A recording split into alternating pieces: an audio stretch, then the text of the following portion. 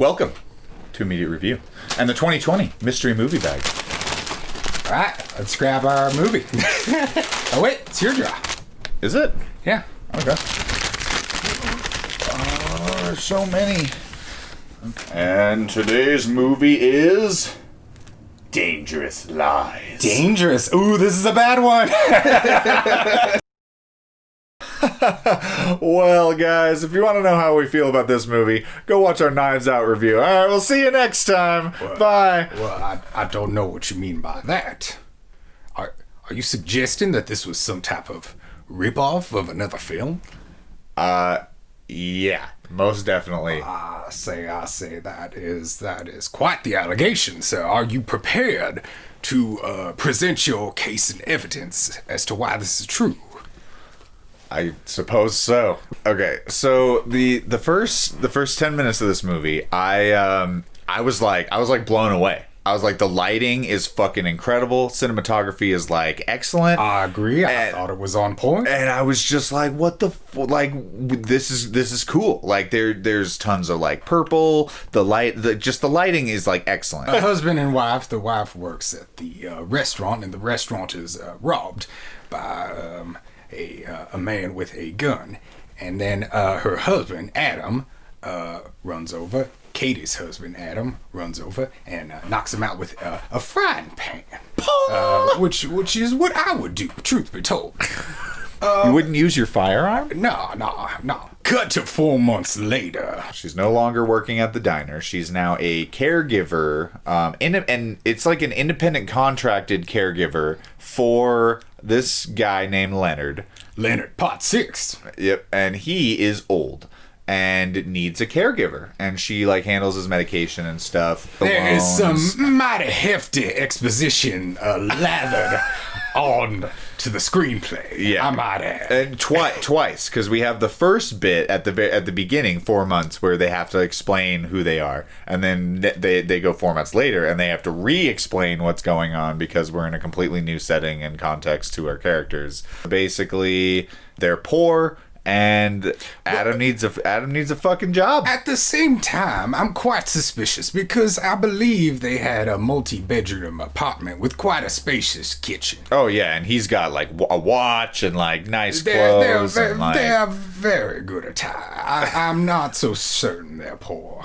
So this is where the actual like plot of the movie starts taking place. That we learn that they're friends, along as well as she's his caregiver. Yes. So they have their relationship is deeper, but they've only been together for 4 months, and he finds out that they're having financial trouble, and he offers to help them with that. And at the same time, quite a shady character walks up to the door, and he's interested in buying the house. Yeah. And the old man is not interested in buying the house. Or selling the house. Or selling. My fault. We get introduced to all these kind of like shady things. They get this check that instead of a normal amount, it's like a $7,000 check. She picks up her paycheck and they added an extra zero, I might add.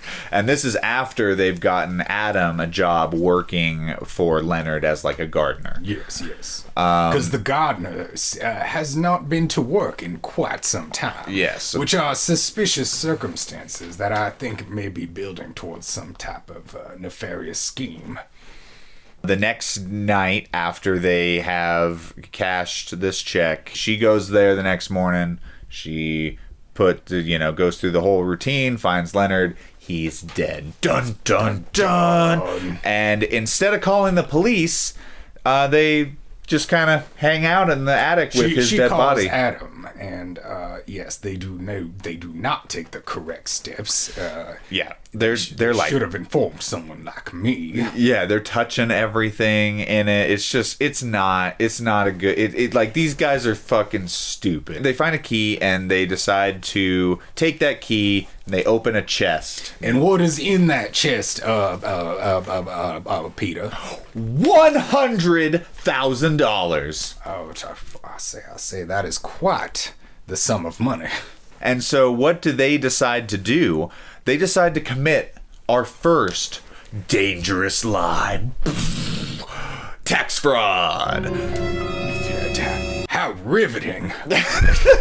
So yeah, they're basically like he cared about you. He wanted you to be financially set. So we got to keep that money. I ain't going back to being poor. I'm sick of being poor. So they take the money and they're going to slowly put it into the banks. They eventually, after they decide to keep the money, they call the police. Well, yes, they call the police, and the police are quite suspicious of the circumstances, but they're not quite sure why. Yeah, they ask him some questions, and yeah, they end up leaving. Then at one point, our young gentleman friend Adam goes up to the attic to go get the money, and he has a change of heart. Then he goes back downstairs and he gets hit in the head with a blunt instrument of some type. Yeah, he hears a crash and he goes down there. Somebody hits him in the head. At this point, he heals his head wound and they like have an argument about like what happened and how stupid he is for fucking going and checking out the crash without a weapon instead of like doing logical things. And I might like to add at this point there were several tasteful references to Tommy Wiseau's The Room with the scenes of love making. Yeah, they have like sex with like ridiculous music. Like the music choices in this were not. I don't think they fit the scenes very well. I don't believe so either. So at that point, an attorney, Julie, arrives and she informs them that Katie has inherited the house. And after they had cremated his body, she decides to show up and is like, boom, he left everything to you. And more suspicious is that this woman, Julie, here, has never met Leonard. At this point, my constituent here, him and I were quite confused about the movie. Because it was so needlessly complex at this point for such a simple situation. It was a complex web. Oh, sorry, that's your line. The detective arrives, and she is suspicious because when she had interviewed Katie prior to this day, Katie had not received a will, so she told the detective that. But now she's got a will, and the detective is suspicious. Because she's only been there 4 months, which does not make a lick of sense, honestly. Yeah, and he left everything to her. At this point, we see the gentleman that follows them, Mickey, who was interested in the house. Him and his client are quite interested in the house. And then we find out the gentleman who robbed the store in the first scene is Ray Gaskin, who was recently found dead. Now, did Adam do this or not? That is what the detective is wanting to know. The detective's like going around trying to figure shit out. She goes to the lady's boss, Kate's boss, basically shows him the check, and he shows up at the house and is like, what the fuck? You know, they believe that Katie has stolen money from him and forged a check that she legally cashed with no problems while he was alive.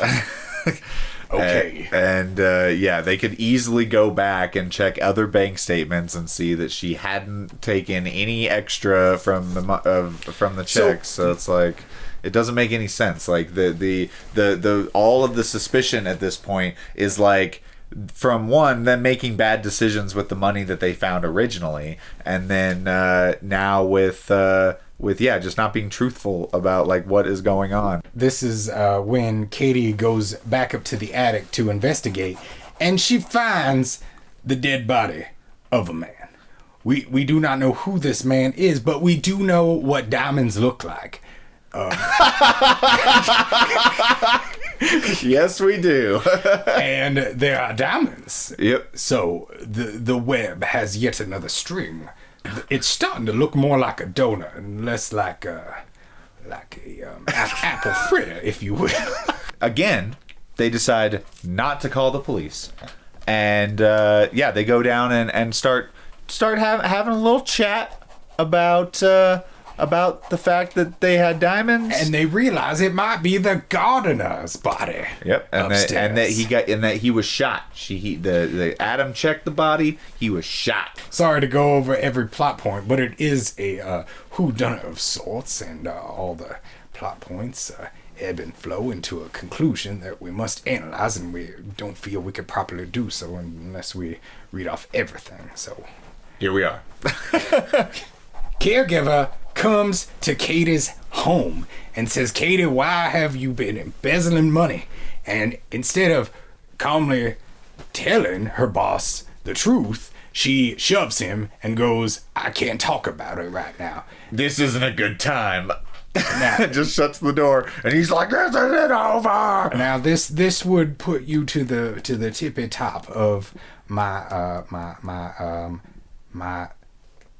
suspicion list. Yeah, because it's like you could easily explain all of this by just fucking explaining it. Like they could just be like, "Yeah, we found $100,000 in a chest upstairs, and the house is ours. So, yeah, well, you can tax it, and then we'll take the rest, and then hell yeah." And yeah, they don't do that. They commit the dangerous lies, and then the web grows and is spun from there. So I would like to say at this point, you might be wondering, this doesn't sound too much like Knives Out. Well, it's less the plot itself and more the general aesthetic and style of shots and the way the house is decorated and the nature of the whodunit. And the nature of the whodunit and, you know. And how everything's just explained to you at the end. Yes, like yes. Blatantly. The ham-fisted exposition. But there is a moment where they pick up a medication bottle and hold it, and it is quite full, much fuller than it should be. And it reminded us of the film Knives Out once again. Yeah, so while not a direct ripoff, it's aesthetically trying to cash in on it. No, yeah, and they had another one where she was like, "Why is this so empty?" Kitty wants to tell the detective about Ethan up in the attic, and they don't seem to mind the smell of a bloated, rotting corpse. You haven't thought of the smell, you bitch! But Adam doesn't want to call the cops. He'd rather leave the corpse in the attic and continue to live their life. Later that night, someone breaks into their homestead. Adam gets his gun, goes out, and he sees a man. And it's obviously Katie's boss, whatever the fuck his name is. Nobody cares. And instead of Adam shooting him, Katie's boss trips and falls down the stairs. And it reminded me of Psycho. Yep, so he falls down the stairs and he dies. And yeah, they have to call the police again. At that point, they must. Yep. And so this is where the detective truly releases her feelings about Adam being the true culprit and that he is the evil one who is trying to manipulate everything. She also questions whether or not the will was forged because, again, she asked her and she said no will when she didn't have a will. And then later, when she did have a will, she asked her and she said she had a will. That is suspicious. I don't care what anybody tells you. Yep. And yeah, the interactions with the detective and her are very repetitious. Like that, they find out who the culprit is during all of this. Yeah, she meets with the lawyer. She does. And so they go to the bank and they're going to show the money. Money's gone. It's pointing fingers like Adam is an evil, evil man. They get home and they find Adam and he's got the money and it's like, yo, we got to get the fuck out of here. He's like packing up everything. He's like, yo, I hid the diamonds. Evil. She does not trust this gentleman. Yeah, and they're married. And then, right as we think that Adam is the evil man, who is to appear but Mickey. The most obviously evil character in the movie did it. Much like another film. It's also the most attractive man in the movie. So we find out Mickey wanted the diamonds the whole time. Yep, and that he is a brilliant bank robber. Absolutely brilliant. So brilliant that I don't even fully understand the logic behind his plan.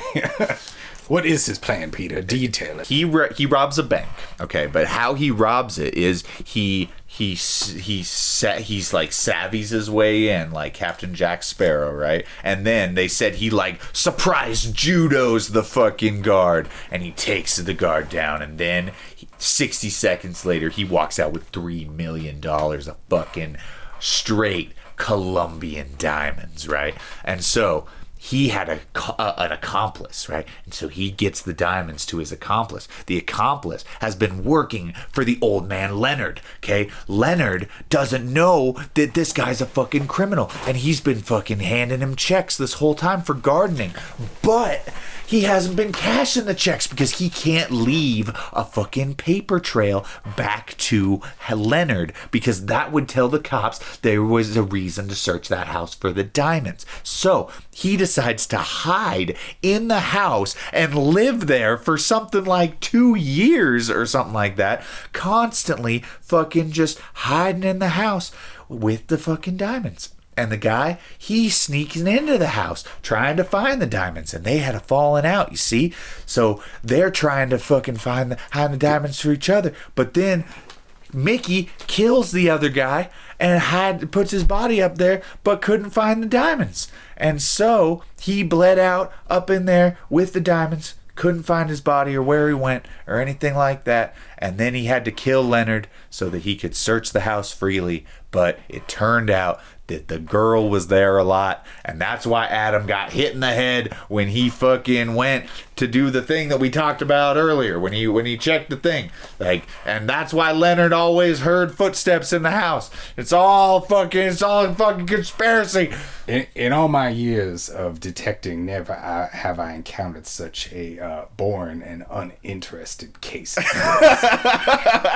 And yeah, it literally doesn't explain any of that. But I picked it up. Like, I was just like, okay, like, I fucking called it like halfway through the movie, like what was going on. It was like, it didn't give enough details, but it was so easy to predict. That's why it didn't give so many details. And it's just like, all of the tiny little things, if you just pay attention, it's just like, it's blatantly fucking there. And then the movie just has it in. It has its natural conclusion. So at the end of the film, spoiler alert, Mickey at that point, so Mick kills Adam, and Julie kills Mick.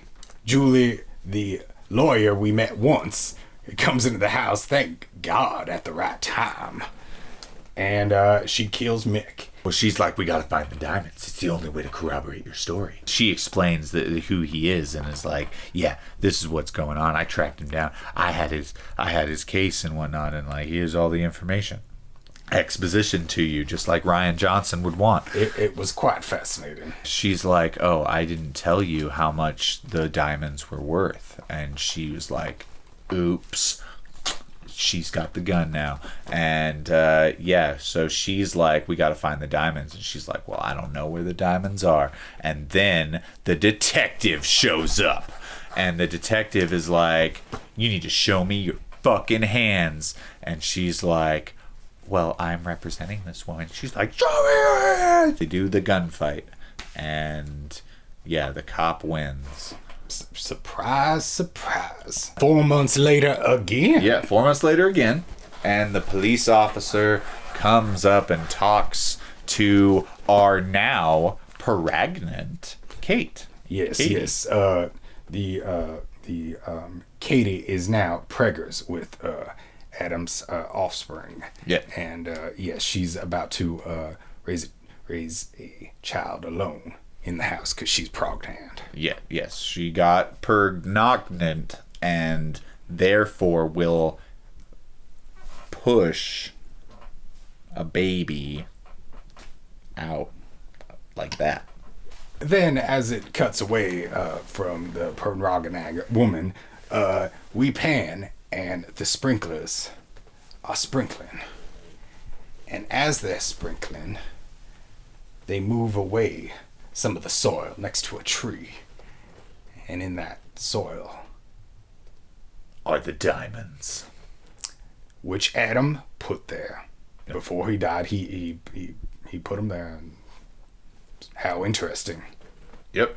And apparently, hopefully she'll find them. Hopefully she'll garden again. And yeah. All right, I'm done with this case. Can I move on to the next nonsensical event, please?